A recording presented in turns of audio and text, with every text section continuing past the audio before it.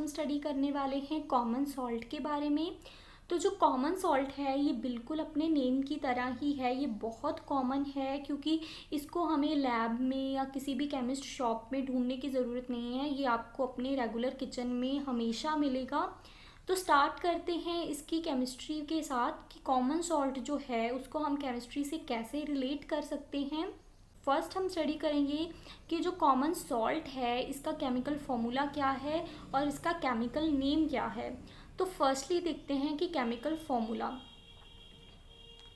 तो जो common salt है इसका केमिकल फॉर्मूला है NaCl, यानी कि हम केमिकल नेम में इसको बोलते हैं sodium. Na mean sodium and Cl mean chloride. तो इसका जो केमिकल नेम है that is sodium chloride.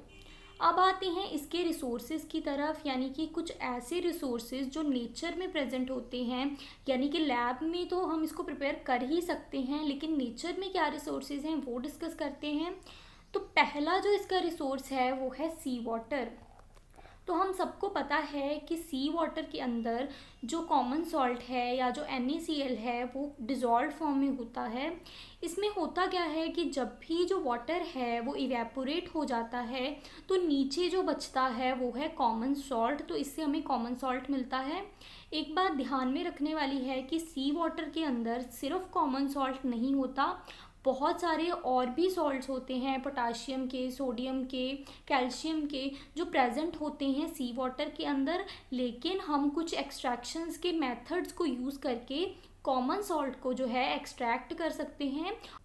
Rock salt जो है ये भी हमें सी वाटर से ही मिलता है, लेकिन इसमें होता क्या है कि जब भी जो समुंदर है वो बहुत पुराना हो जाता है काफ़ी समय तक, और जो समुंदर का सारा पानी है वो सूख जाता है या फिर इवेपोरेट हो जाता है, तो वहाँ पे सॉलिड फॉर्म में कुछ शीट्स डिपॉजिट होना स्टार्ट हो जाती हैं। ठीक है, तो एक लेयर के ऊपर एक लेयर जब डिपॉजिट होती है तो वहाँ पे एक रॉक टाइप जो स्ट्रक्चर है वो बननी स्टार्ट हो जाती है।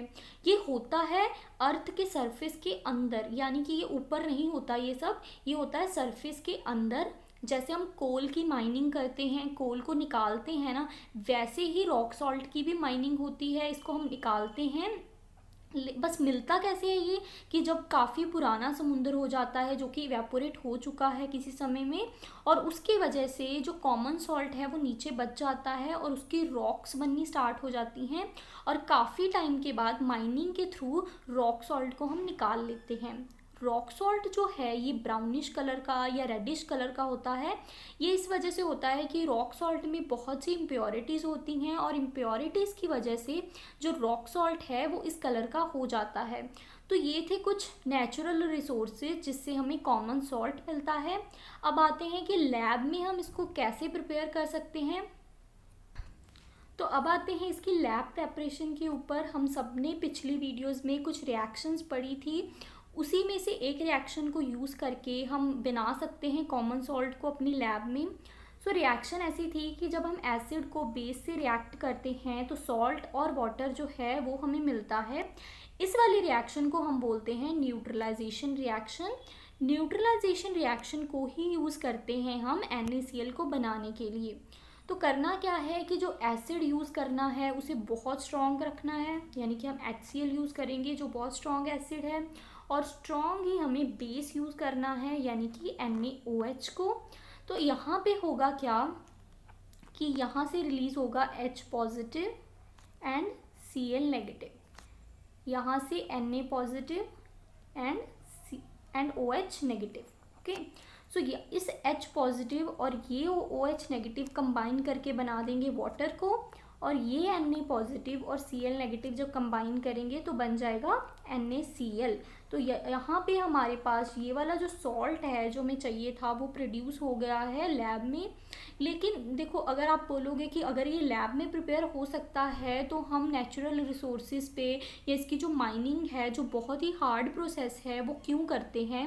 देखो, जो लैब में हमें NaCl मिलता है ना वो बहुत ही कम अमाउंट में होता है। तो NaCl है ना, इसकी रिक्वायरमेंट बहुत ज़्यादा है क्योंकि ये हर घर में भी यूज़ होता है। ठीक है, लैब्स में भी यूज़ होता है, कुछ एक्सपेरिमेंट्स करने के लिए भी यूज़ होता है। तो अगर रिक्वायरमेंट इतनी ज़्यादा है और प्रोडक्शन इतनी कम है तो इसीलिए हम प्रेफर करते हैं कि कॉमन सॉल्ट को लैब में बनाने की बजाय हम नेचुरल रिसोर्सेज को प्रेफर करें, क्योंकि वहाँ पे हमें जो NaCl मिलेगा वो बहुत ही लार्ज अमाउंट में मिलता है।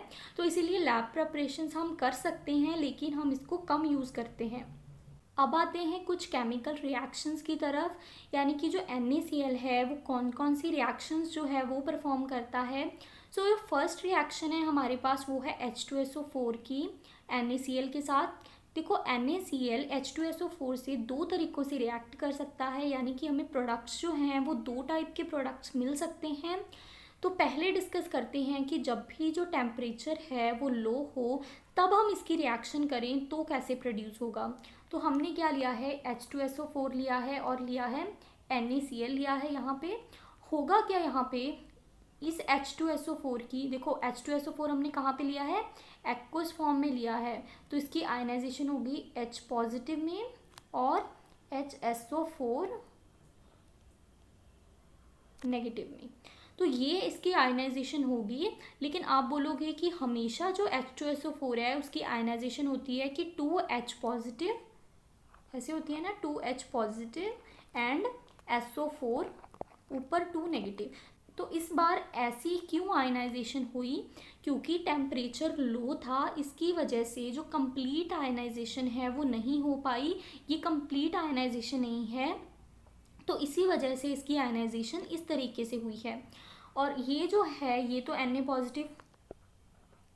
पॉजिटिव एंड Cl नेगेटिव, ये जो H पॉजिटिव है ये कंबाइन करेगा Cl नेगेटिव के साथ और हमें मिलेगा HCl। और ये जो Na पॉजिटिव है ये कंबाइन करेगा HSO4 नेगेटिव के साथ और हमें मिलेगा NaHSO4, ये एक एक्वस फॉर्म में मिलेगा। अब रिएक्शन डिस्कस करते हैं कि जब टेम्परेचर हाई है हमारे पास, तो टेम्परेचर हाई में बिल्कुल वैसा होगा जैसा कि आपने सोचा था। इस केस में कंप्लीट डिसोसिएशन नहीं हो रही है, इसी वजह से वैसे प्रोडक्ट्स बन रहे हैं।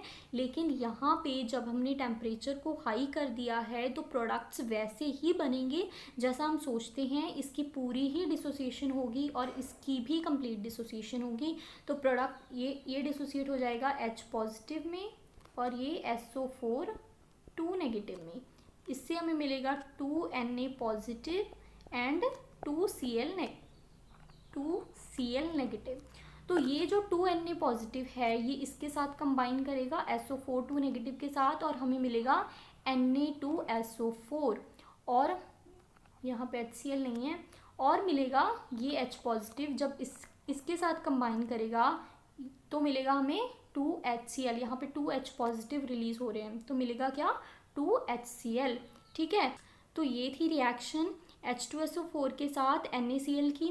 एक और जो इम्पॉर्टेंट रिएक्शन है वो है ClGNO3 की NaCl के साथ। इस केस में भी वैसा ही होता है कि Ag positive plus NO3 negative, और रिलीज क्या होता है यहाँ से Na positive and Cl negative, और प्रोडक्ट्स क्या बनेंगे, AgCl एंड NaNO3 यानी कि sodium nitrate and silver chloride.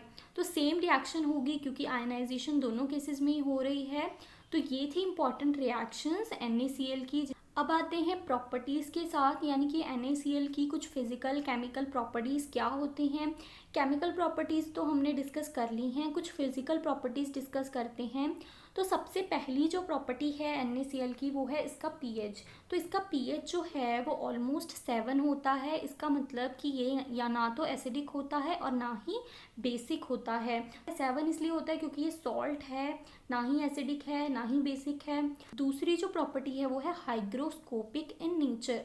Hygroscopic क्या होता है, हाइग्रोस्कोपिक वो वाले सबस्टांसेस होते हैं जिनको जब हम मॉइस्चर में रखें या वेट जो सिचुएशंस होती हैं उसमें रखें तो वो मॉइस्चर को या जो वाटर वेपर्स हैं उनको अब्जॉर्ब कर लेते हैं अपने अंदर। तो NaCl भी सिमिलर वे में ऐसा ही करता है। जब भी हम इसको मॉइस्चर में रखेंगे या हम इसको ओपन कंटेनर्स के अंदर रखते हैं, जब रेनी सीजन होता है तो ये तो ये बिल्कुल एक हार्ड सा क्रिस्टल बन जाता है, जो इस वजह से बनता है क्योंकि ये हाइग्रोस्कोपिक है नेचर में, इसने मॉइस्चर को अपने अंदर अब्सॉर्ब कर लिया है। नेक्स्ट प्रॉपर्टी है सॉल्यूबल इन वाटर। तो हम सबको पता है, हमने बहुत बार देखा होगा आपने कि जो NaCl है उसको वाटर में हम डिज़ोल्व कर सकते हैं। तो डिज़ोल्व अब क्यों कर सकते हैं वो देखते हैं। तो आपको पता है कि NaCl का फॉर्मूला क्या है, Na positive plus Cl negative. तो इसका मतलब ये नेचर में क्या है, पोलर है, ठीक है। सो पोलर होने की वजह से ये जो वाटर है, वाटर भी पता है H positive and OH negative, so दोनों ही पोलर हैं। सो आपने एक प्रॉपर्टी पढ़ी होगी लाइक डिज़ोल्व लाइक। सो ये लाइक जो है इसका मतलब ये होता है कि सेम नेचर के जो एलिमेंट्स हैं, सेम नेचर के सबस्टांस जो हैं वो सेम नेचर के सॉल्वेंट के अंदर डिज़ोल्व कर जाते हैं। सो लाइक मतलब पोलर जो है वो पोलर के अंदर ही डिज़ोल्व होगा। तो NaCl भी पोलर है और वाटर भी पोलर है, तो इसका मतलब जो NaCl है वो वाटर के अंदर डिज़ोल्व हो सकता है, ये इसका रीज़न है। नेक्स्ट जो है वो है कि लो टेम्परेचर के अंदर जो NaCl है वो एग्जिस्ट करता है NaCl.2H2O, यानी कि दो वाटर के मॉलिक्यूल्स जो हैं वो इसके अंदर अटैच रहते हैं। स्टार्ट करते हैं इसके यूजेस के साथ। पहला जो यूज़ मैंने लिखा है वो है इन अवर डाइट, क्योंकि ये मुझे सबसे ज़्यादा रिलेटेबल लगा कि हम अपनी डाइट में सबसे ज़्यादा जो है NaCl को यूज़ करते हैं, तो हमारी डाइट के लिए भी ये बहुत इम्पॉर्टेंट है। सेकंड जो है raw material for many chemicals, यानी कि बहुत सारे ऐसे केमिकल्स होते हैं जिनके लिए जो रिएक्टेंट है वो NaCl ज़रूरी होता है। यानी कि अगर हमें NaOH बनाना है यानी कि सोडियम हाइड्रोक्साइड, तो भी हमें NaCl की ज़रूरत पड़ती है। अगर हमें वॉशिंग पाउडर बनाना है तो भी NaCl एक रॉ मटेरियल का काम करता है।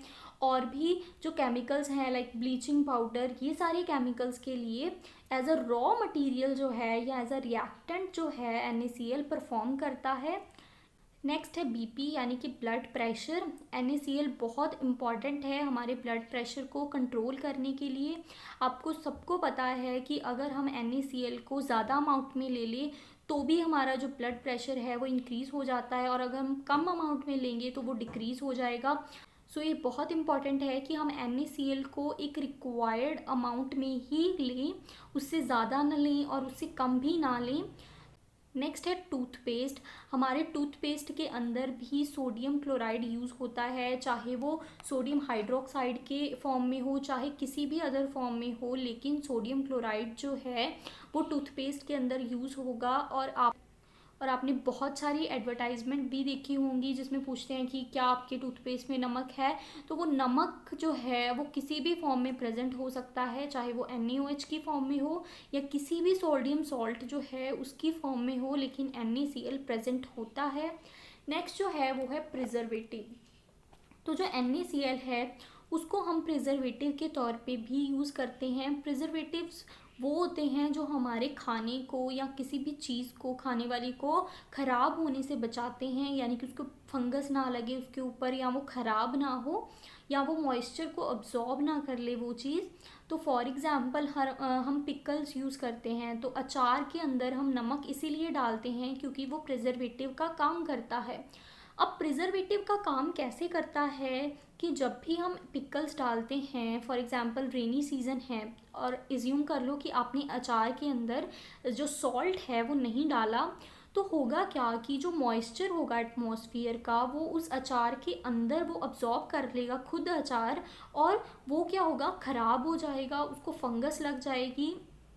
तो लेकिन अगर हम सॉल्ट को डाल देंगे उसके अंदर, तो सॉल्ट की नेचर क्या होती है, हाइग्रोस्कोपिक। सो हाइग्रोस्कोपिक होने की वजह से सॉल्ट खुद जो है उस मॉइस्चर को अब्जॉर्ब कर लेगा और जो पिकल है या अचार है वो बच जाएगा ख़राब होने से।